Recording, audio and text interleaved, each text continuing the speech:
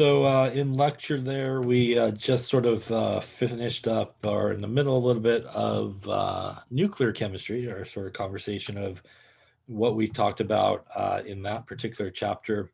So we'll pick it up from that spot there. Just get a couple of things and grab that. Perfect. Okay, so we talked about kind of stability. Again, the major sort of one thing that we looked at in terms of stability was that neutron to proton sort of ratio. We also talked about the idea that, there are some sort of good combinations of kind of neutrons to protons, so sort of a even number of both of those usually leads to a pretty good stability. A lot of stable nuclei basically occur when you have sort of that combination of equal to equal, even to even sort of numbers. The worst situation in terms of neutrons and protons is sort of an odd situation in terms of the numbers that you have. We then talked about sort of decay series. So remember, a decay series is sort of a number of nuclear sort of reactions to take place, or decay processes to take place, basically one after each other. Remember, what we start with is sometimes referred to as the parent nuclei, and what we end up with, parent nuclei, is the daughter nuclei. And we could have this sort of decay process where it goes, one decay after another, and it will kind of continue in that process until it basically reach some type of stable nuclei at that point. We saw you could basically do it one of two ways when you're approaching that type of problem. You could do it just like we kind of would do it, balancing nuclear equations, where you would just kind of do the first sort of decay process, for example, and you get this guy. And then you would take that guy and go through the next decay process, and you'd produce this guy, then take that guy and go through the next decay process, and so forth. So you could do it sort of step by step, and that's a really good way if you're interested in sort of what you get as a result of each of the sort of decay processes along the way. Another way is if you're just more interested maybe in what you get at the end, we could kind of do it mathematically a little bit. And it's also a good way to sort of check yourself, is for every sort of alpha decay that we have, we basically want to subtract 4 from the mass number.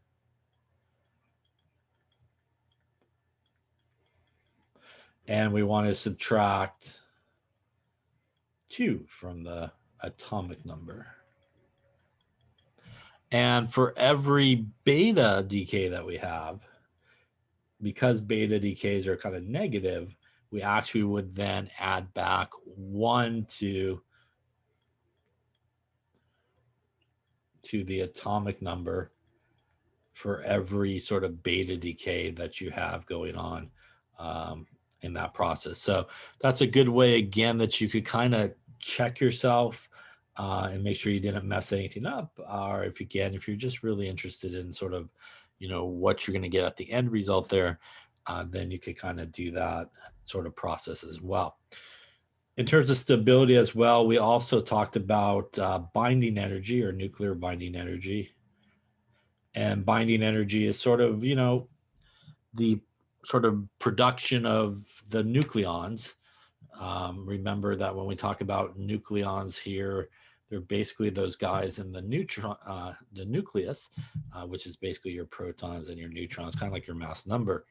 So nuclear binding energy can be calculated one of two ways.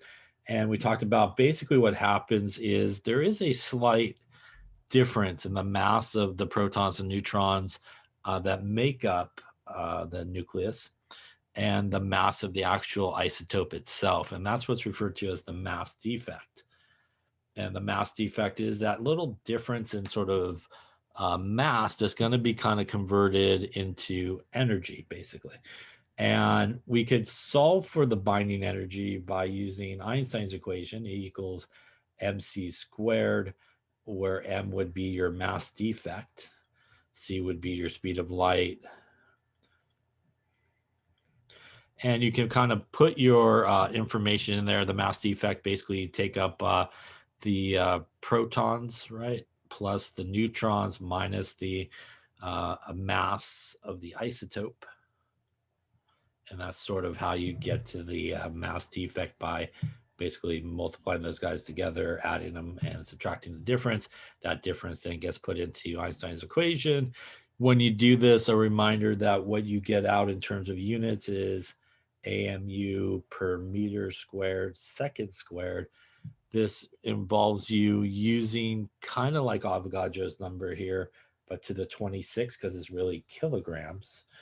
6.022 times 10 to the 26 AMU.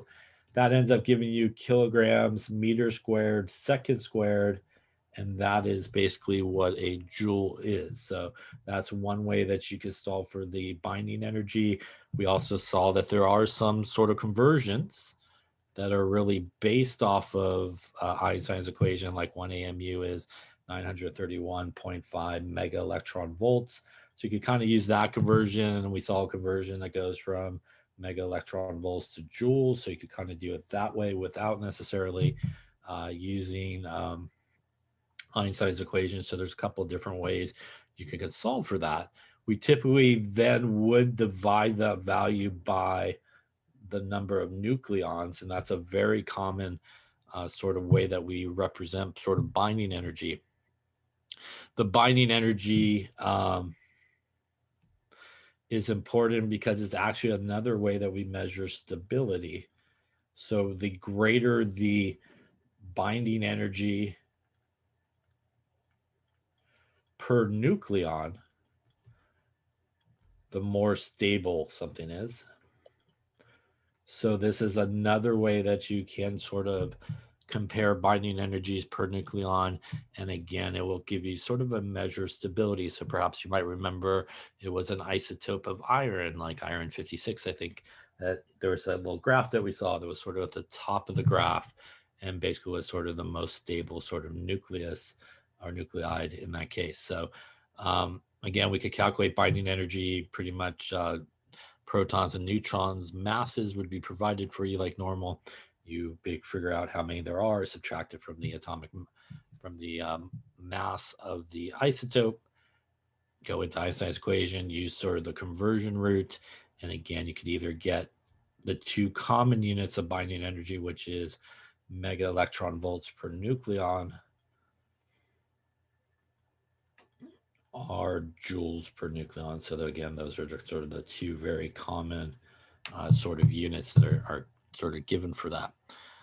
Lastly, in sort of the nuclear chapter, we talked about kinetics, and all radioactive decay basically follows first order kinetics.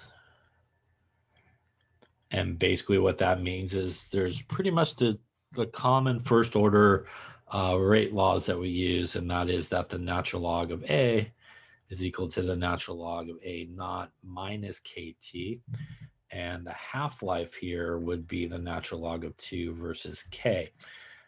So unlike sort of traditional kinetics, like we talked about at the end of the semester here, where we typically would use something like molarity for our concentrations, obviously, you actually could use all kinds of units in both of these guys. And by the way, this is sort of like your final, right? And that's kind of like your initial. That's our rate constant, are in the aspect of nuclear chemistry, sometimes referred to as the decay constant. Decay constant. And that T, remember, is time, not temperature. And we could use things like grams in both of them, milligrams. We could also do things like counts per minute. Remember, we did somewhere it was like counts per minute per gram of carbon. That also tells you sort of what half-life you should be using. So you can use all kinds of sort of units inside that kind of final initial concentration. It doesn't necessarily have to be molarity. Half-life is obviously the time it takes for half of whatever you started with to basically go away. We do get that same sort of two graphs that we talked about in kinetics, where over time we do see a decrease in the concentration of A, where if we graph the more linear version of it, we get that sort of straight line where the slope equals minus the decay constant. And that's because if we rearrange this equation, that is y is equal to mx plus b. And again, you can see on the y, to give us a linear relationship, would go our natural log of a. On x would go our time, and our slope would equal minus k. We could use this obviously in the context of sort of nuclear chemistry. We used it to figure out, for example, how much counts per minute something would have if it was there for a while. We also use it in sort of radio dating, right, to figure out how old something was by solving for time. And as we talked about a number of times in this chapter, very common, these two equations are sort of used together. So a lot of times you'll look at the first equation and go, I'm still missing like my decay constant here. And they give us the half-life. So again, very, very common sort of calculation where we use both of those guys basically together. And I think that wraps up the nuclear chemistry chapter. Any questions on that one? Okay, then we're rolling here into the home stretch of chapter 21, which this stuff should be fairly fresh to you, since I just think you took an exam the other day on it, so it should be pretty good. But we did talk about, obviously, in 21, transition metals. And we talked about a number of sort of things about transition metals, some that may be sort of review for you and some that may be new to you. But a couple of things, obviously, transition metals, as we talked about, they basically start there with our d orbitals. 3D basically specifically is where our first row transition metals basically occur. We talked about electron configuration with those guys and some exceptions like chromium and copper, which are two very common exceptions.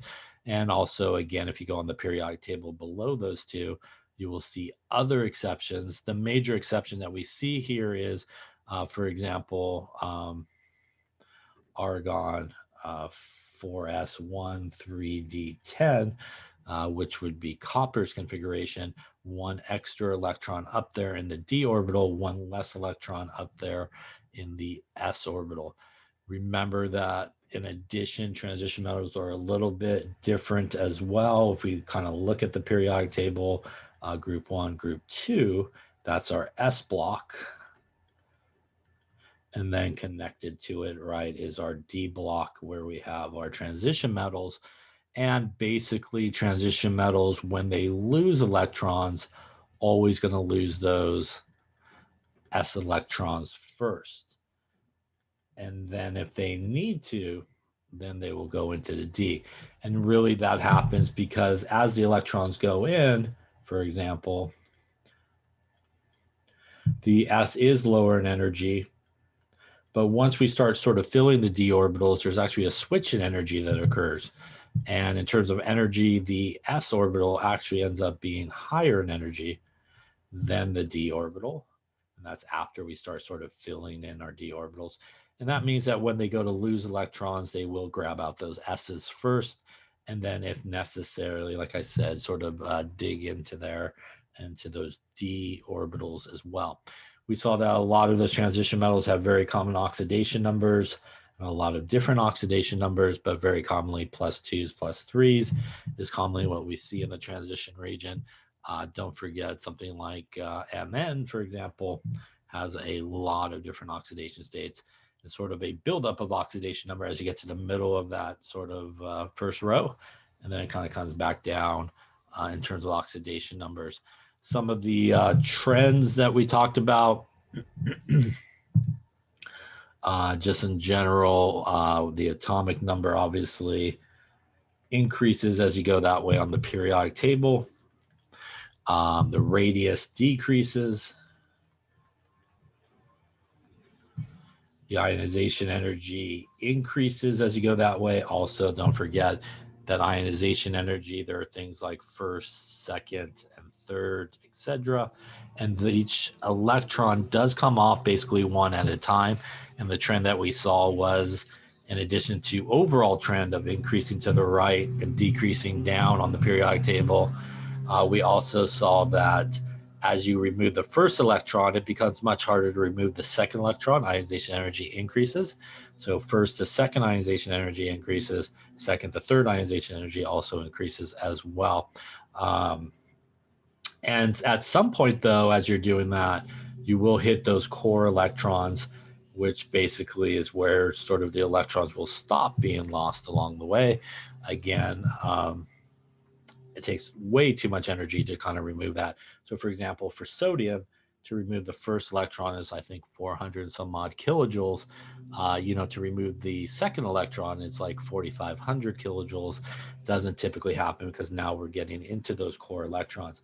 Remember, ionization energy means losing electrons, right? It's the energy required to lose an electron in the gas phase. That basically means we're going to be making cations. And we also talked about electron affinity. Electron affinity is the energy change that happens when we gain an electron. So sort of that energy change when we gain an electron, and that basically is what we kind of associate with anion formation, right? Those guys kind of become negatively charged. So that was sort of the trends and stuff that we talked about. We then got into really sort of the heart of the chapter, which was about coordination compounds.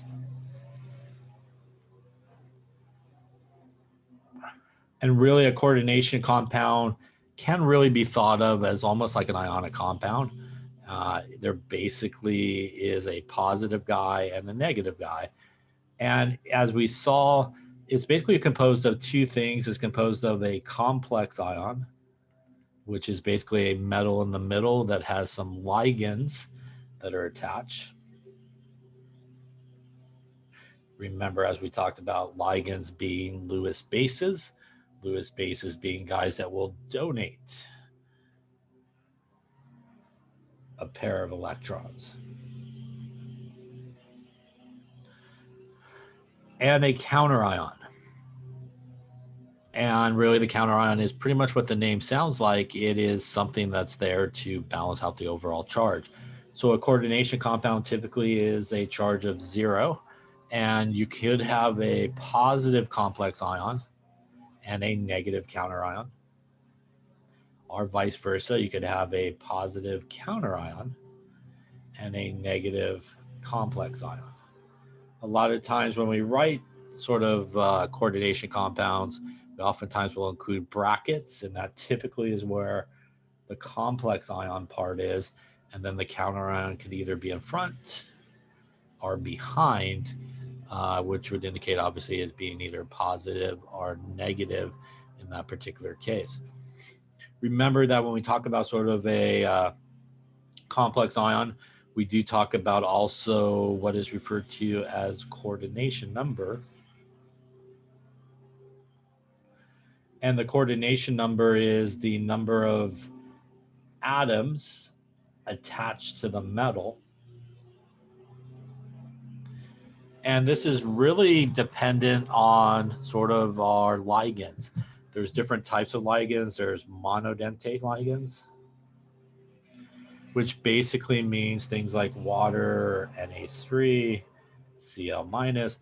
These are guys that basically attach one place per ligand. There's also some that are bidentate,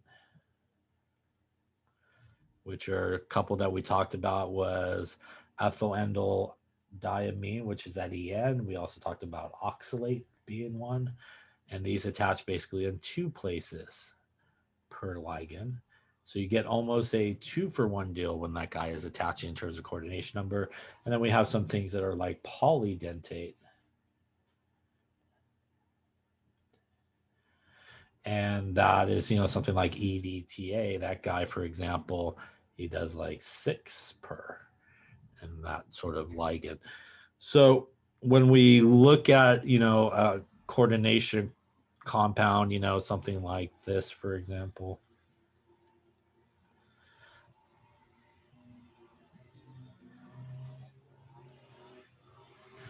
We can figure out all these things. First off, we could look at this and try to figure out what the oxidation numbers of our chromium is here. This would be our complex ion part. This would be our counter ion. And just from the arrangement there of how it is set up, we know that our complex ion is positive and negative counter ion because they're set up just like an ionic compound. Positive always comes first, then negative. We know that NH3 is neutral, NO3 is nitrate, and there's three of them, which would be -3. That means in this case, the oxidation number of our chromium would be +3. Coordination number here would be 6 because each of those NH3s are monodentate and they would bind into each of them. And that means that, you know, if we took off just the complex ion part of this, it would have a +3 charge. And that's why really we have 3 nitrates there as counter ions, 1, 2, and 3 negative to balance out the 3 positives that are there. And that is, you know, what we want to do when we put these guys in there. Now, we talked about sort of naming as well. And some of these names are interesting sort of names. Hang on one sec.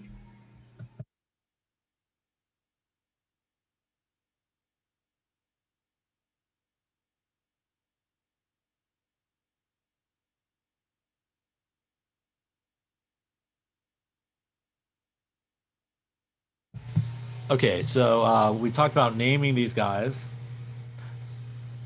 Hoping the guy would pass there. All right. So when we name these guys, we do it sort of like an ionic compound. We again go with cation first. So positive guy first, and anion second. So negative guy kind of second. Now, we do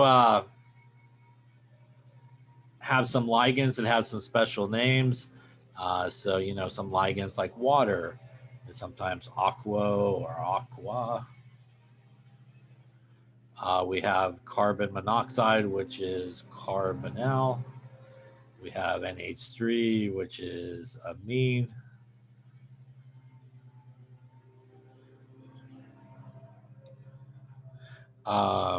We also, you know, have some other ones that we saw, you know, sort of along the way, like this guy here, oxalato, and so forth. So when we go to name these guys, there's a couple of rules. We do use prefixes. So if there's more than one, we do use di, tri, tetra for 4, you know, penta and stuff like that. Remember that if the ligand itself has a prefix in it, like diethylamine, that EN guy, we would then use things like bis, tris, and tetrakis. Again, if the ligand already has a prefix. In addition, we do always use a Roman numeral for the metal.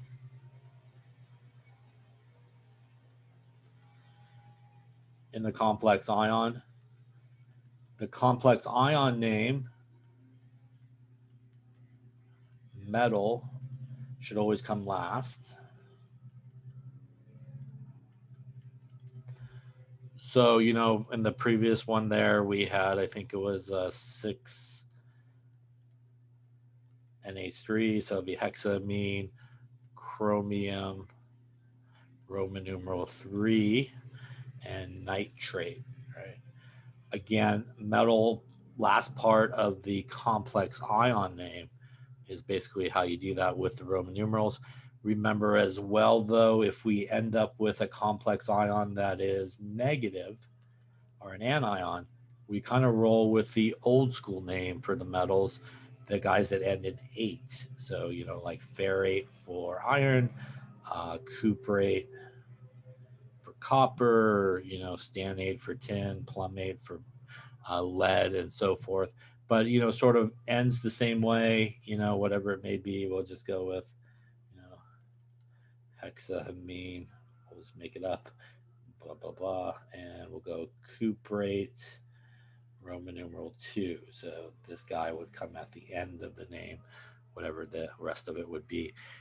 So that's really important in terms of those names. Any questions on that there?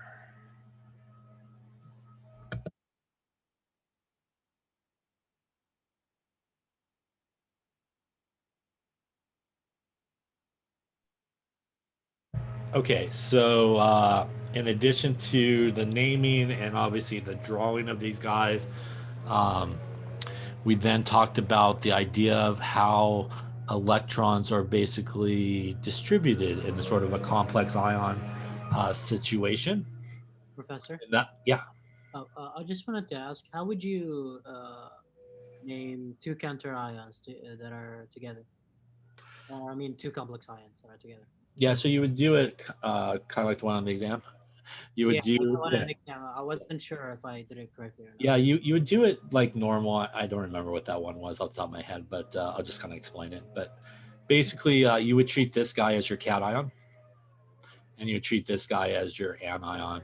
And basically, you would just follow like normal naming for this guy. So, for example, I'll just use the one I just had there: hexamine, chromium, Roman numeral 3. And then you would treat this guy like the negative part of it, and you would just kind of roll with how you would name a negative complex ion. And again, this is probably not going to work because I'm just making up a name here, obviously. But you do I don't know, we'll do like tetra, aqua, uh, we'll do ferrate, 3, for example. So it'd be something like this, where you just kind of follow the positive way that you name the complex ion that's positive, and then you follow kind of the negative way for the negative anion. And you get this big old name. Oh, okay. Thank you. You're welcome. Other questions?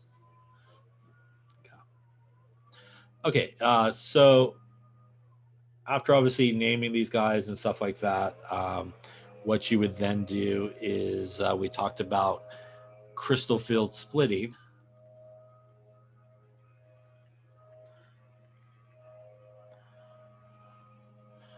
And crystal field splitting is basically sort of the energy difference that occurs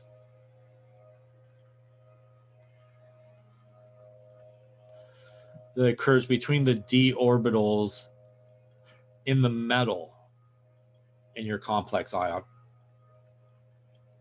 And we talked about a couple of different types of splitting. We talked about octahedral splitting, right? And octahedral splitting basically goes with a 6 coordination number. And in that splitting, we had kind of our 3D orbitals on the bottom, our 2D orbitals up on top. We also saw tetrahedral splitting, which is basically a coordination number of 4, which is basically the opposite of that splitting. You end up with kind of the squares, if you will, on the bottom there of those d orbitals and those guys up on top. And basically, what ends up happening is, something like it's like x, y, and yz, xz orbital, and then some squareage guys, and z squared. And then this guy is basically the opposite of that.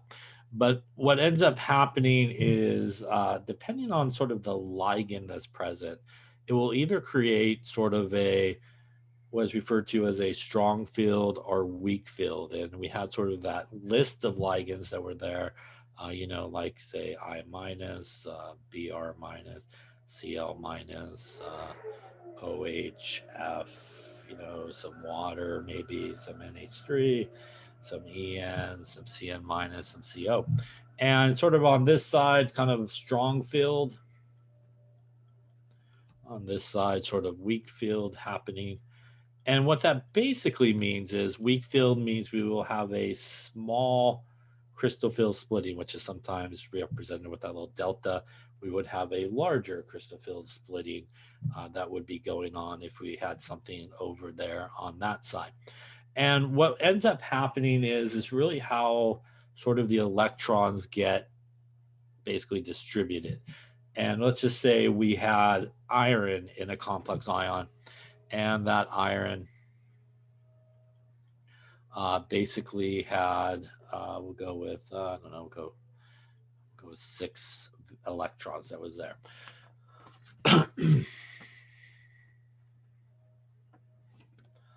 So it'd be like an iron 2 in this case, right? It'll be 6 electrons that are present. So what we would do in terms of this distributing of these electrons would be based on the ligand that was present. So if we had, let's say, CN involved as our ligand, that would create a strong field or a large separation here. And that means when these sort of d electrons come in, they'll go 1, 2, 3 and decide, I don't want to go up there. That's too far away. I rather just come on back down here and basically pair up there on the bottom. Now, if we had sort of the same iron there, but maybe it had a weaker field sort of split, basically maybe we'll go all the way weak on the other side there. We'll go like Br minus, for example. That would provide a weak field, and we would have the same splitting that would occur because it's octahedral. And what will happen is this guy will be relatively small split. So when we distribute those 6 electrons, they'll go here, here, here, and decide, well, that's not too bad. So I'll come up here, and then come back here. What that gives us is, in this case, 4 unpaired electrons. In this case, no unpaired electrons. And basically what that means is this is what is considered a low spin compound, not very many unpaired electrons. This guy would be considered a high spin compound or complex, and that has a lot more unpaired electrons. So, sometimes they will say something like do it for the low spin complex, which means you should have a large separation between those d orbitals. They may say do it for the high spin, which means the separation is going to be small. You should have more unpaired electrons. Sometimes it doesn't matter because maybe there's only enough electrons to hit the bottom ones and never get up there at all. And that sometimes happens as well. Sometimes it doesn't make a difference if you did it for high spin or low spin. You'll end up with the same number of unpaired electrons, and that sometimes happens. A lot of times, as we talked about as well, these guys sort of in the center here of that little series, a lot of times they will give you some type of information to help you determine, kind of which one you should do. Should you do it for a strong field, weak field, or they may say low spin, high spin. They'll give you some information. And again, if they typically maybe don't give you that information and it's somewhere in the middle, it may not make a difference, which way you kind of do it. But these are, again, sort of the way that these electrons are distributed in sort of a complex ion when we talk about those d electrons. And again, the d electrons are coming from the metal in the complex ion in the center. That's how you figure it out based on the charge. Proper electron configuration basically will get you there. The other thing I think that we talked about, I might have skipped over a little bit here, was we talked about some isomers here with sort of complex ions. And remember, we do have some chiral ones where if you take the mirror image of those guys, they're non-superimposable. There's also some linkage sort of isomers. There's some isomers where the only difference is for the ligand, which atom is connecting into the metal. That as well. Sometimes we have ones where sometimes the one guy is connected to the complex ion part, and in the other case, the other guy is connected to the complex ion part, and the other guy is sort of the counter ion. So we have those type of isomers as well. We also talked about in terms of crystal field splitting that you could actually calculate the crystal field splitting by basically the same sort of formula you probably learned last semester about energy. That is H times the frequency, H being Planck's constant, 6.63 times 10 to the minus 34 joule seconds, that being the frequency.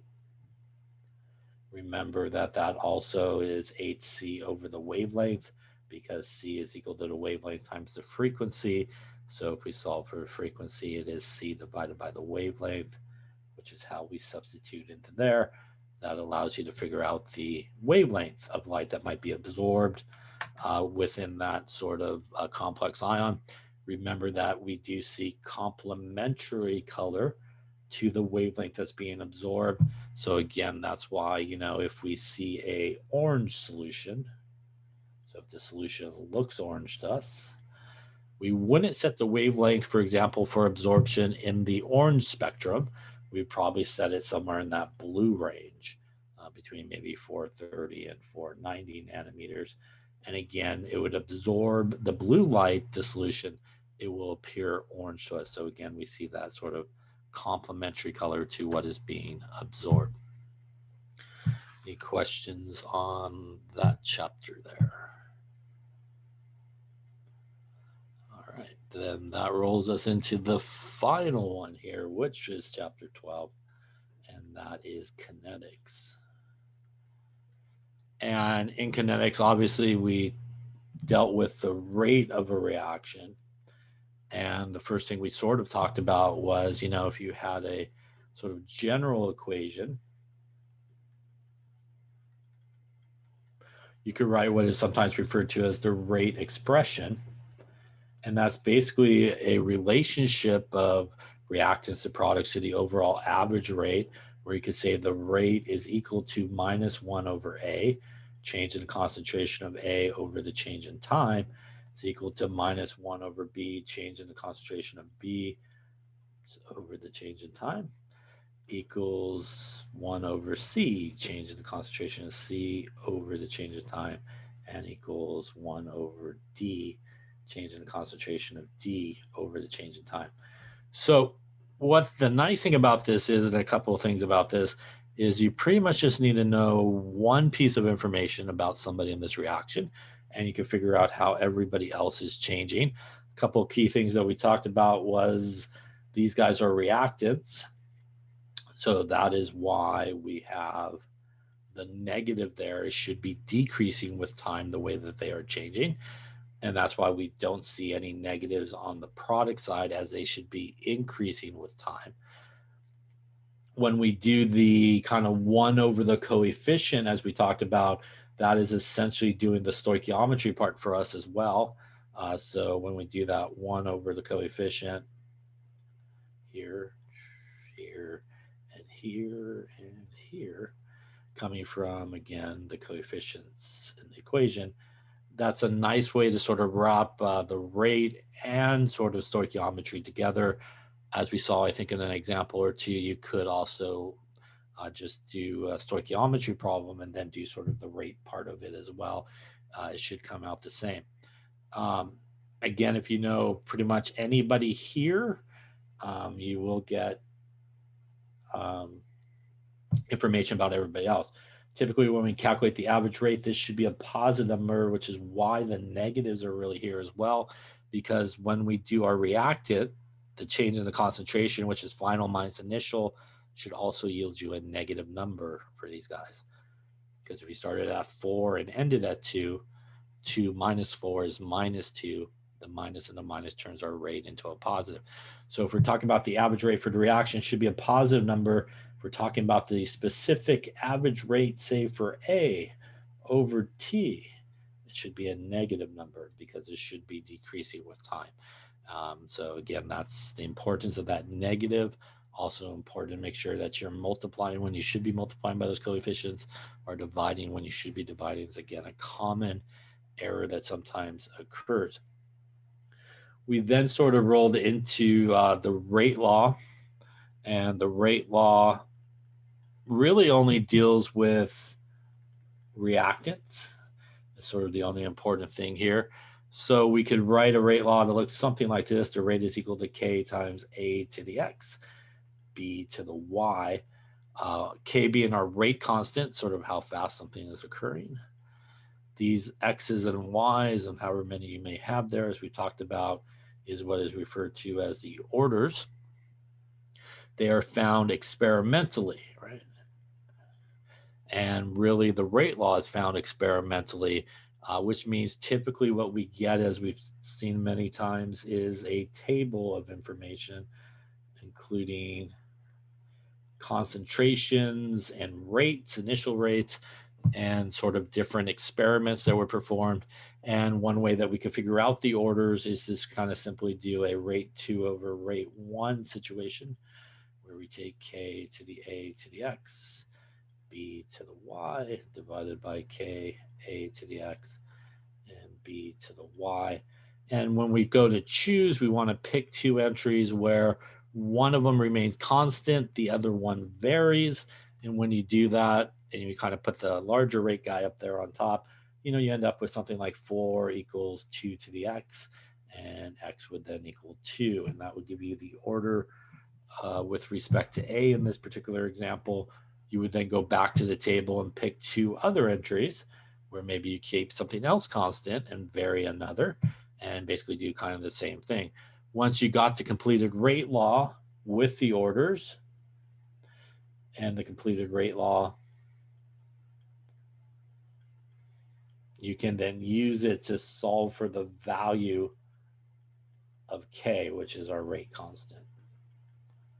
And you can do that by really choosing any entry in this type of table and basically plugging it into your rate law, and it will give you sort of your value there.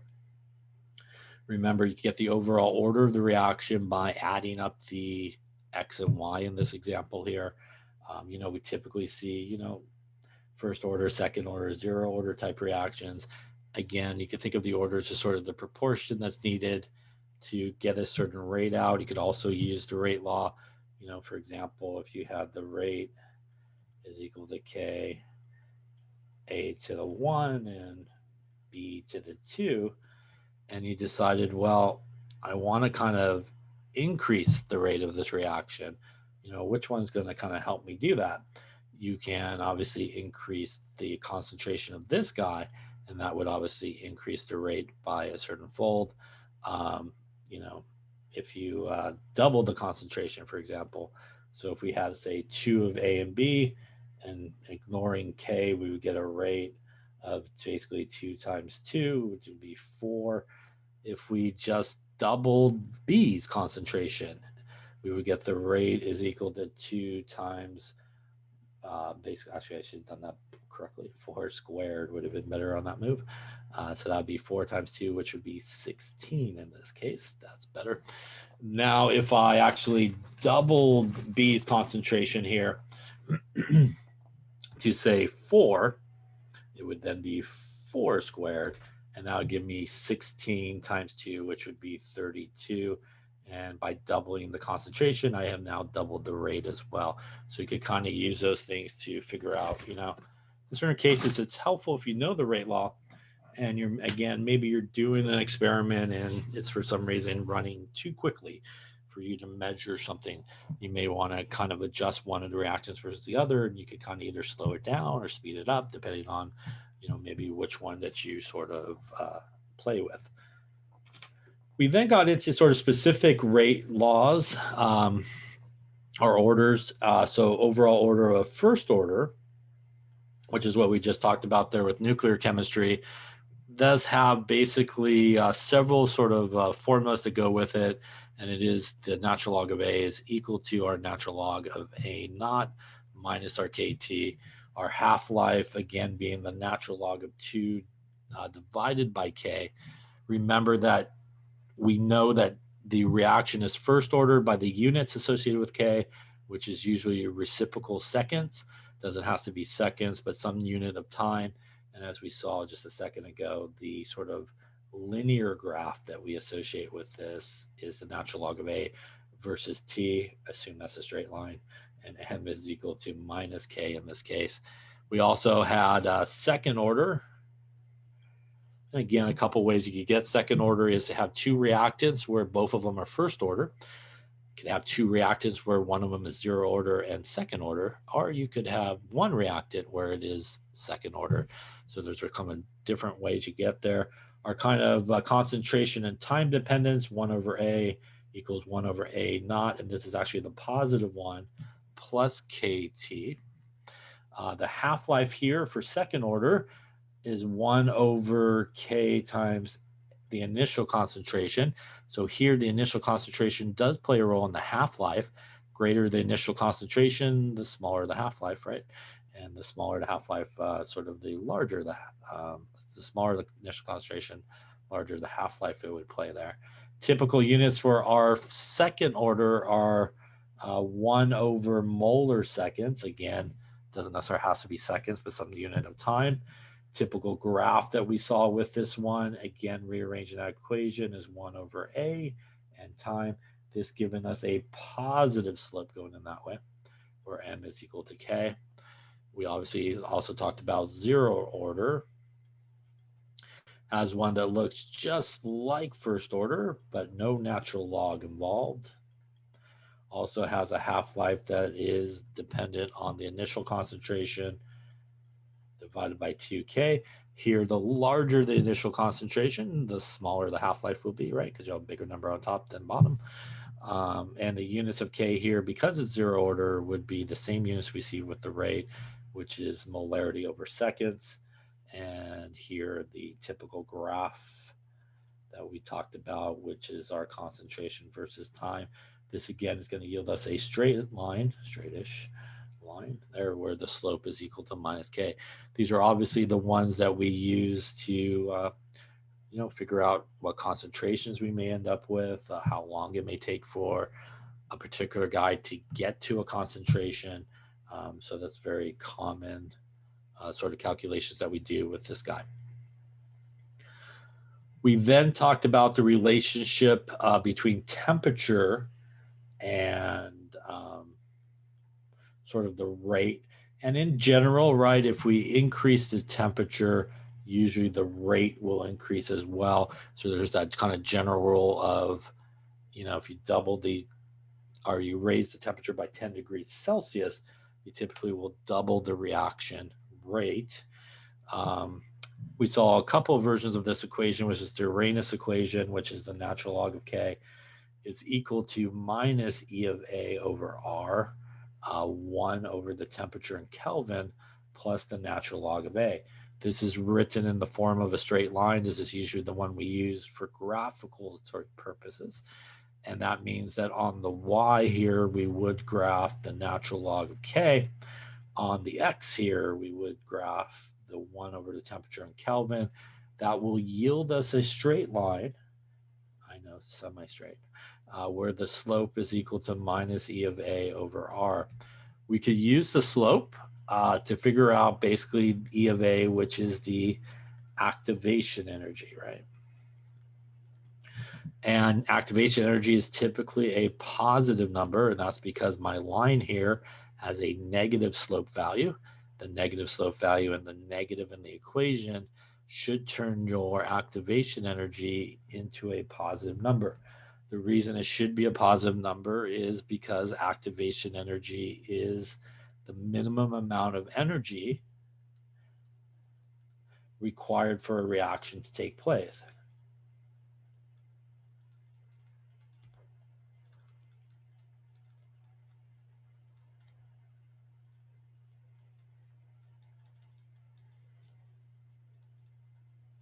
Remember, for a reaction to occur, you need a collision to occur. You need a collision to occur in the proper orientation, and you need pretty much everybody to have the right amount of energy, because the activation energy is essentially the hill, as we talked about, that the reactants have to climb to get to the other side. So if you remember those energy sort of diagrams, this is our reactants, this is our products. This right about here is our activation energy, right? So it's going upwards in energy, it's endothermic, it's positive value. Remember that as this reactant start, they're going to start breaking bonds, start making bonds till they get all the way up to the top there, which is our transition state. And that's where we have that transition state complex, which is sort of a very high in energy compound that has partially made bonds, partially broken bonds, and doesn't really hang around a long time, and then will kind of come down the hill relatively quickly. Same thing, this, by the way, would be an exothermic diagram, right? We know it's exothermic because reactants are higher in energy. This is energy than products, and that's opposite of an endothermic one, which will look something like, very badly drawn there, reactants to products there. This lopsided hill here being our activation energy. And again, we can see reactants lower in energy than products. Energy needs to be put in this case, which would be endothermic. And again, our positive hill as they're climbing to get to the other side. Again, our transition state at the peak of the energy that's there. And again, that's why sometimes we see a bigger hill in an endothermic reaction. Got to kind of put some energy in there, right? Needs to absorb some energy to get all these people up and over the hill. It is that it's that natural log of A, right? Which is basically the frequency factor, which tells us, the proportional molecules that really do have that sufficient amount of energy to get to the other side. And by the way, in terms of our graph that we're looking at here, that would equal the y-intercept, right? So wherever this guy would cross the line, that would be basically how we'd figure our frequency factor. It has basically the same units usually as K, because when we kind of take the E of that, we're going to bring back the units that we see associated with K. Now, sometimes we don't want to obviously make graphs and stuff like that. And sometimes maybe we just have two pieces of information, sometimes referred to as like 2 points, and basically 2 points off of that Arrhenius plot. You could just sort of mathematically solve for it by taking K2 over K1 is equal to E of A over R 1 over T1 minus 1 over T2. These guys do need to be in Kelvin here. Also, you want to watch out in terms of units of these two guys. Remember, our activation energy is typically in kilojoules. Our R is obviously in joules. So in case you have one of those pieces of information, you want to make sure that they're in the same units. This is very useful if you maybe know two temperatures and a rate constant. You could figure out what the new rate constant would be at the different temperature. Maybe you know two rate constants and one temperature. You could figure out what the other temperature would be. Maybe you know both temperatures and both rate constants. You can figure out the activation energy. So again, a very useful sort of equation that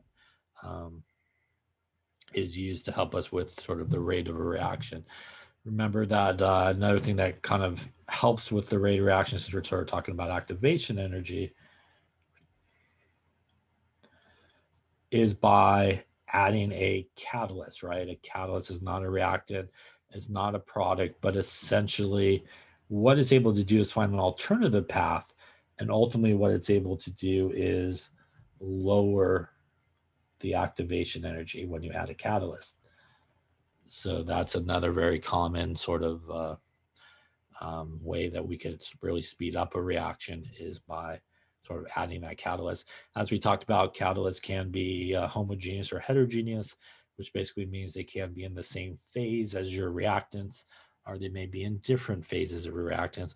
But ultimately, what they sort of do is, provide a more, if you want to think about it this way, efficient way for reactants to kind of come together and start making products, as opposed to when they're not there, maybe they're just flying around trying to find each other.